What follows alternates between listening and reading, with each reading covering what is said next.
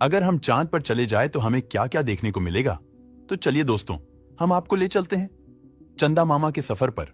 हमारी पृथ्वी से चांद 3,84,000 किलोमीटर दूर है। अगर हम स्पेसक्राफ्ट में बैठकर चांद पर जाए तो 4 दिन बाद हम चांद की जमीन पर होंगे।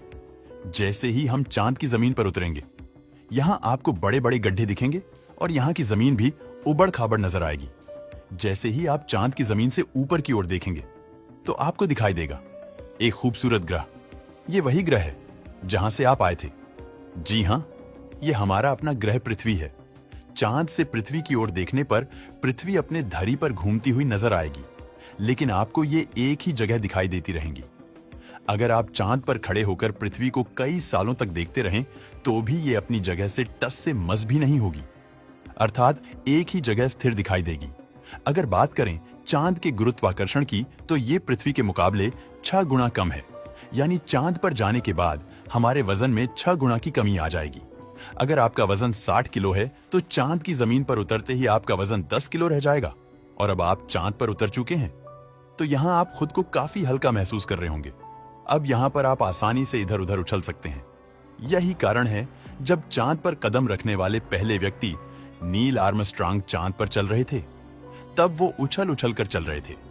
चांद पर अब तक जितने भी लोग गए हैं उन सभी के कदमों के निशान चांद पर आज भी मौजूद हैं, क्योंकि चांद पर हवा और पानी न होने के कारण वे निशान जैसे के तैसे रहेंगे।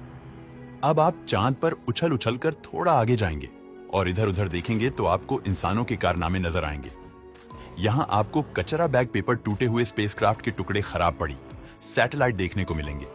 यहाँ पर यह सारा कचरा इंसानों की ही देन है। इस कचरे की मात्रा इतनी है कि 5 ट्रक आराम से भरे जा सकते हैं। अब आप बहुत देर से चांद की जमीन पर खड़े हैं तो यहाँ आपको सबसे ज्यादा खतरा आसमानी मौत का है।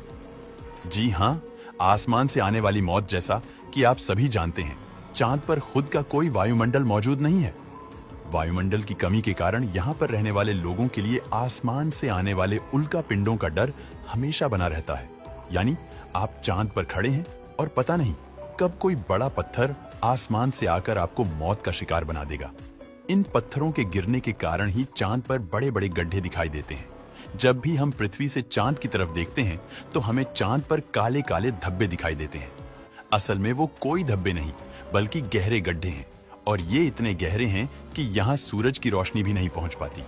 इसलिए ये हमें काले धब्बे दिखाई देते हैं। जब हम पृथ्वी से आसमान की तरफ देखते हैं तो हमें आसमान नीला दिखाई देता है, लेकिन अब आप चांद से आसमान की ओर देखिए, यहां से आपको आसमान काला दिखाई देगा। यानी जब भी आप चांद से आसमान की ओर देखोगे तो आपको लगेगा कि आप भयंकर डरावने काले आसमान की दुनिया में आ गए हैं। अब आप बहुत देर से चांद पर खड़े हैं और यहां आपको देखने के लिए कुछ नहीं बचा, और अब आप यहां बोरिंग सा फील कर रहे हैं। तो रुकिए, भला हम आपको चांद पर बोर कैसे होने देंगे। अब आप अपना मोबाइल निकालिए और इंटरनेट का मजा लीजिए। और हाँ, हम मजाक नहीं कर रहे। अमेरिकी अंतरिक्ष एजेंसी नासा ने चांद पर वाईफाई की सुविधा उपलब्ध करवा के अपने नाम एक वर्ल्ड रिकॉर्ड बना लिया है चांद का। ये वाईफाई 19 Mbps तक की स्पीड देता है। अब आपका मन करेगा अपने दोस्तों और घर वालों से बात करने का। आपने पृथ्वी पर फोन मिलाया और फोन लग भी गया, लेकिन ये क्या आप लगातार बोले जा रहे हैं, लेकिन आपकी आवाज तो मुंह से बाहर ही नहीं जा पा रही है। जी हाँ, ये सच है, क्योंकि चांद पर वायुमंडल ही नहीं है, इसलिए यहाँ पर आवाज का मूवमेंट सामान्य रूप से संभव नहीं है।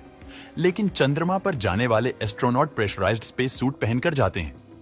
इस सूट में ऑक्सीजन और नाइट्रोजन भरकर कृत्रिम रूप से वायुमंडलीय दबाव बनाया जाता है, और इस तरह के स्पेस सूट में एक माइक्रोफोन भी लगा रहता है, जिसकी सहायता से एस्ट्रोनॉट किसी से भी बात कर सकते हैं।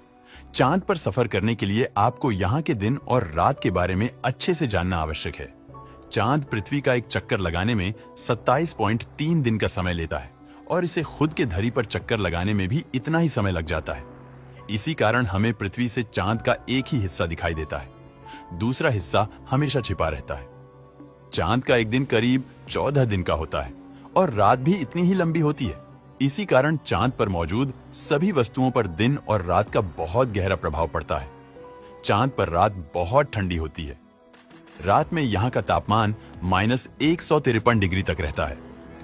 वहीं दिन का तापमान 180 डिग्री सेल्सियस तक पहुंच जाता है।